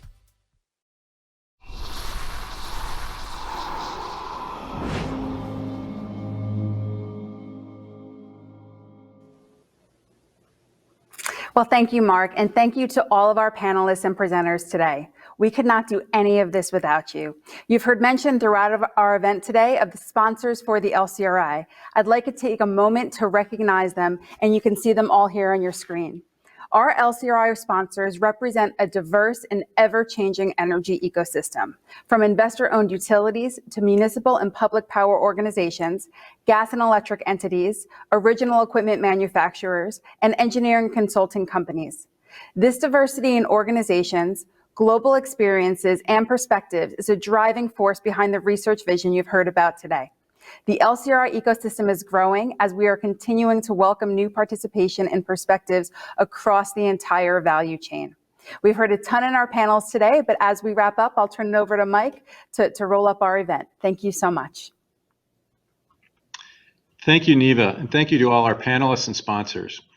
As we wrap up today, I want to encourage you to join us tomorrow at 2:30 Eastern Time as we unpack the research vision further and host another panel discussion on the importance of demonstration projects. You can find more information on our website, lowcarbonlcri.com. We hope to see you then. Bye, thank you.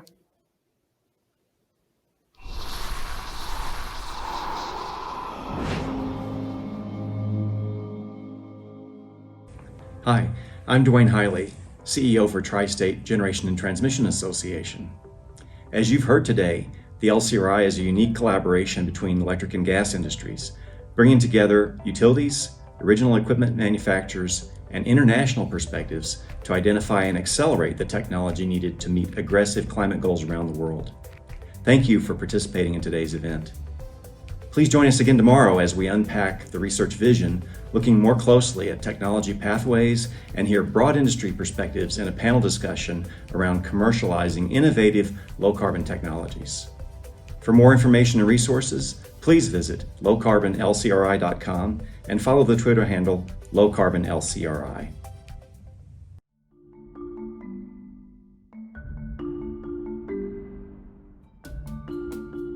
In 2020, Alliant Energy set an aspirational goal to achieve net zero carbon dioxide emissions by 2050 from the energy we generate.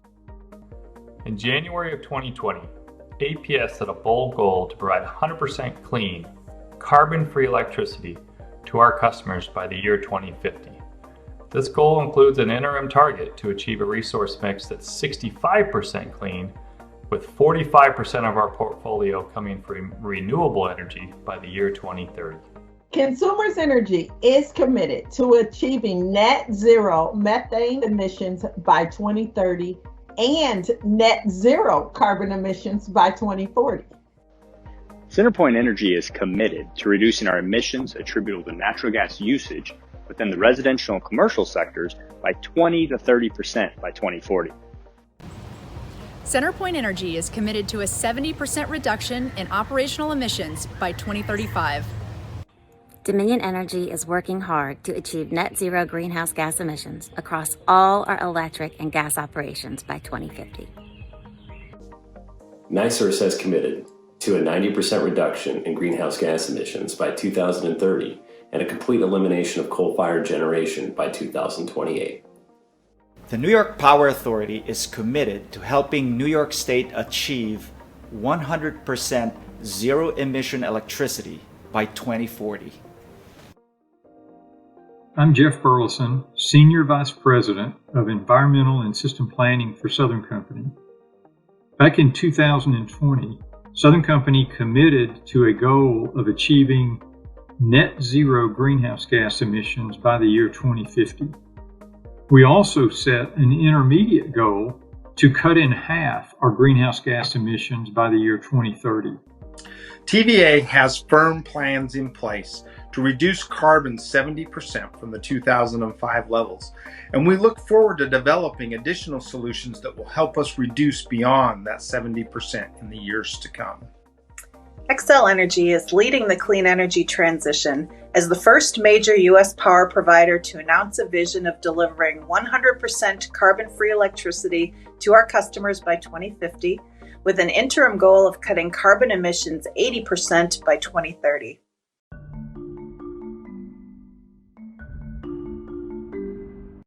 To build a better tomorrow, we're making a bold new energy commitment to reach net zero carbon, all while keeping the energy you depend on reliable and affordable.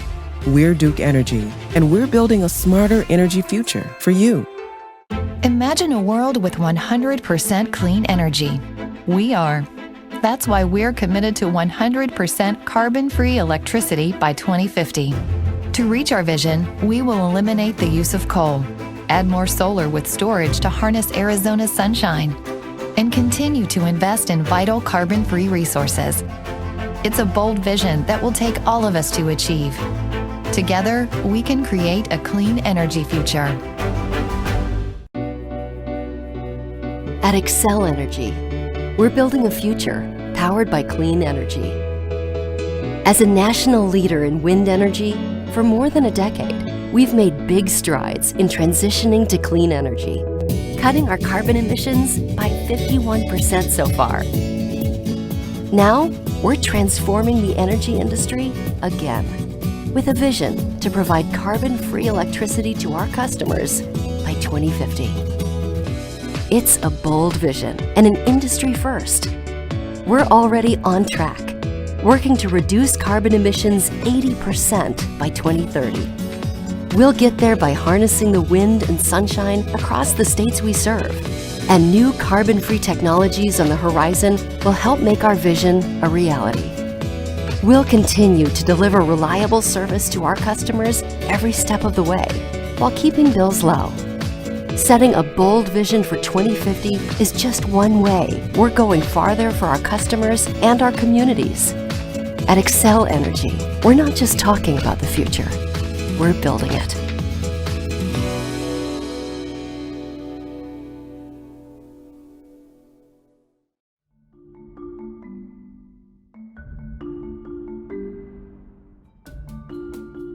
In 2020, Alliant Energy set an aspirational goal to achieve net zero carbon dioxide emissions by 2050 from the energy we generate. In January of 2020, APS set a bold goal to provide 100% clean, carbon-free electricity to our customers by the year 2050. This goal includes an interim target to achieve a resource mix that's 65% clean, with 45% of our portfolio coming from renewable energy by the year 2030. Consumers Energy is committed to achieving net zero methane emissions by 2030 and net zero carbon emissions by 2040. CenterPoint Energy is committed to reducing our emissions attributable to natural gas usage within the residential and commercial sectors by 20 to 30% by 2040. CenterPoint Energy is committed to a 70% reduction in operational emissions by 2035. Dominion Energy is working hard to achieve net zero greenhouse gas emissions across all our electric and gas operations by 2050. NiSource has committed to a 90% reduction in greenhouse gas emissions by 2030 and a complete elimination of coal-fired generation by 2028. The New York Power Authority is committed to helping New York State achieve 100% zero-emission electricity by 2040. I'm Jeff Burleson, Senior Vice President of Environmental and System Planning for Southern Company. Back in 2020, Southern Company committed to a goal of achieving net zero greenhouse gas emissions by the year 2050. We also set an intermediate goal to cut in half our greenhouse gas emissions by the year 2030. TVA has firm plans in place to reduce carbon 70% from the 2005 levels, and we look forward to developing additional solutions that will help us reduce beyond that 70% in the years to come. Xcel Energy is leading the clean energy transition as the first major U.S. power provider to announce a vision of delivering 100% carbon-free electricity to our customers by 2050, with an interim goal of cutting carbon emissions 80% by 2030.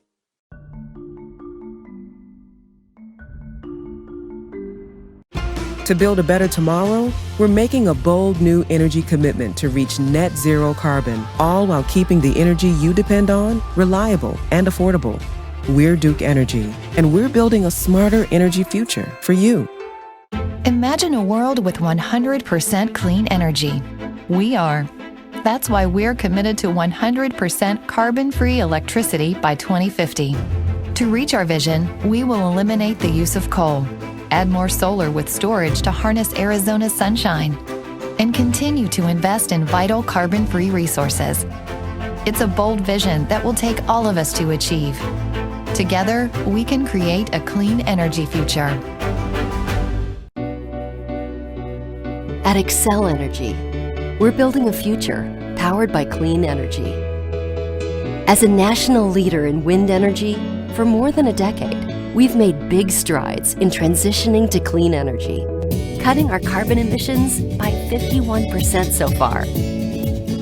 Now, we're transforming the energy industry again, with a vision to provide carbon-free electricity to our customers by 2050. It's a bold vision and an industry first. We're already on track, working to reduce carbon emissions 80% by 2030. We'll get there by harnessing the wind and sunshine across the states we serve. And new carbon-free technologies on the horizon will help make our vision a reality. We'll continue to deliver reliable service to our customers every step of the way, while keeping bills low. Setting a bold vision for 2050 is just one way we're going farther for our customers and our communities. At Xcel Energy, we're not just talking about the future. We're building it.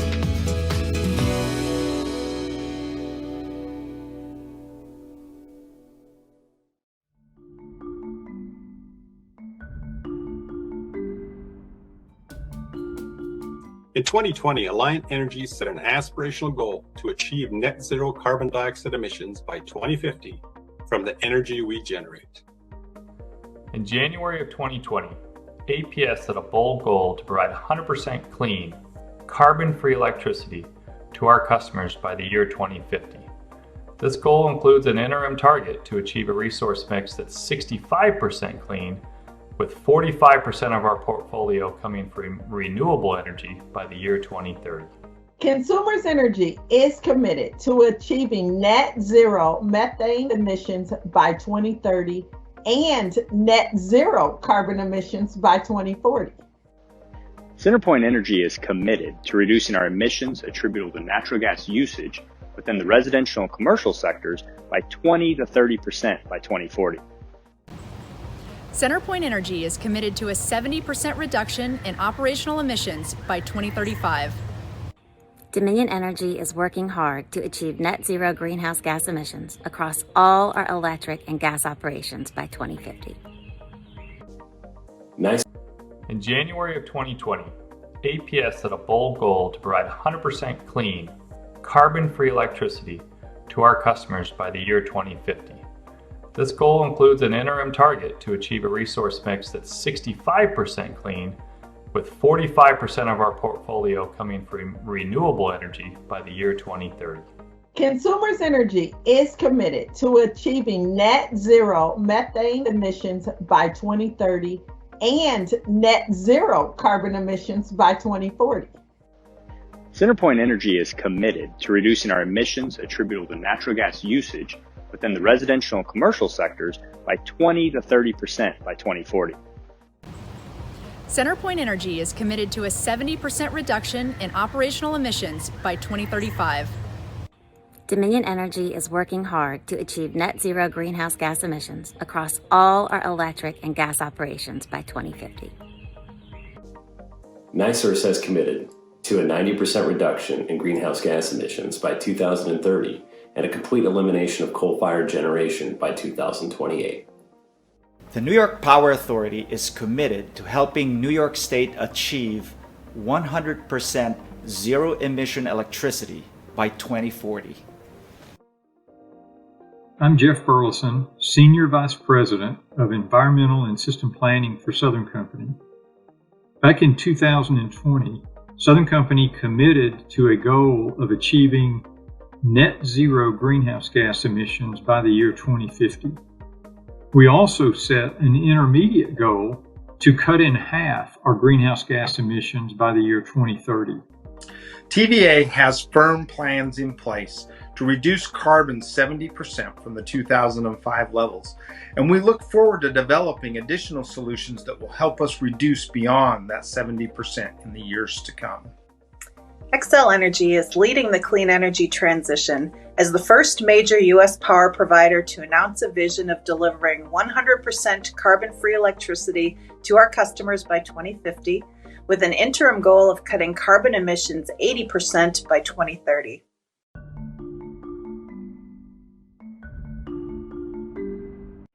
To build a better tomorrow, we're making a bold new energy commitment to reach net zero carbon, all while keeping the energy you depend on reliable and affordable. We're Duke Energy, and we're building a smarter energy future for you. Imagine a world with 100% clean energy. We are. That's why we're committed to 100% carbon-free electricity by 2050. To reach our vision, we will eliminate the use of coal, add more solar with storage to harness Arizona's sunshine, and continue to invest in vital carbon-free resources. It's a bold vision that will take all of us to achieve. Together, we can create a clean energy future. At Xcel Energy, we're building a future powered by clean energy. As a national leader in wind energy, for more than a decade, we've made big strides in transitioning to clean energy, cutting our carbon emissions by 51% so far.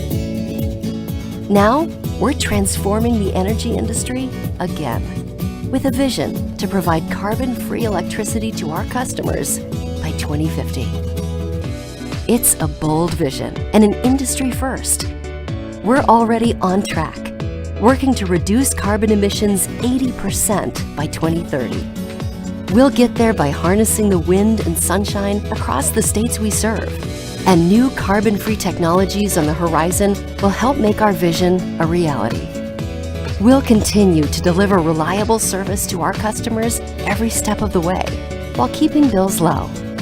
Setting a bold vision for 2050 is just one way we're going farther for our customers and our communities. At Xcel Energy, we're not just talking about the future, we're building it.